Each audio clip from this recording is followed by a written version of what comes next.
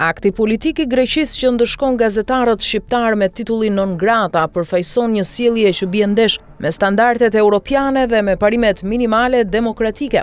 Policia greke ndaloi Ertan Hoxhën në Kakavi e trajtoi me sjellje jo njerëzore dhe i komunikoi ndalimin pa asnjë argument të pranueshëm. Ky veprim nuk le hapësirë për asnjë shpjegim racional. Athina po përdor një mjet që nuk gjendet në praktikën e Shteteve të Bashkimit Evropian përballë gazetarëve që kritikojnë politikën e brendshme të një vendi.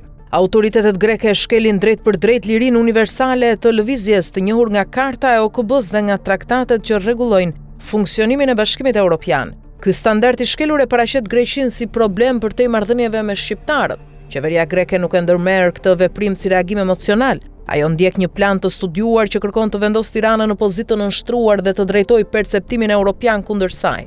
Athina përdor logjikën e presionit të dyfisht, acaron dhe më pas zbut, godet dhe më pas ofron bisedime.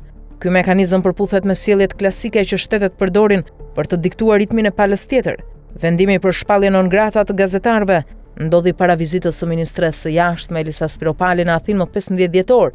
Në këtë vizitë nis një tjetër cikël i bisedimeve të vjetra ku palët rikthehen tek një listë temash si deti, pensionet, minoriteti dhe vorja e piri. Gjatë këtyre viteve palët shqyrtojnë të njëjtat çështje pa një rezultat përfundimtar. Athina prish çdo proces sapo ndryshojnë qeveria. Në të njëjtën kohë Edi Rama ruan pushtetin dhe ndryshon vetëm ministrat që i dërgon në Tryezë. I pari ishte Ditmir Bushati. Më pas vjen radha e Elisa Spiropalit, që hyn në të njëjtin cikël. Kjo skemi jep Tiranës vetëm pasoja. Shqipëria nuk merr asnjë përfitim të matshëm, ajo përballet vetëm me reagimet e Athinës, të cilat planifikohen me kujdes. Rasti Beleri, ndërhyrja në politikën e brendshme dhe mbështetja e strukturave opozitare tregojnë se Athina ndërton çdo hap me llogari të qartë. Në anën tjetër, Edi Rama nuk ndërton një strategji. Ai kërkon mbështetje tek Giorgia Meloni dhe tek Erdogan. Kjo mbështetje ka vlerë si sinjal politik, por nuk zëvendëson një plan të Tiranës. Shqipëria ka nevojë për një qendrim të miratuar në parlament ose në Këshillin e Sigurisë Kombëtare. Qeveria duhet të sqarojë nëse synon një marrëveshje detare ose jo. Ky vendim kërkon mandat institucional, jo vendimmarrje personale. Edi Rama përpiqet të përdorë gazetarët e ndëshkuar si kapital publik.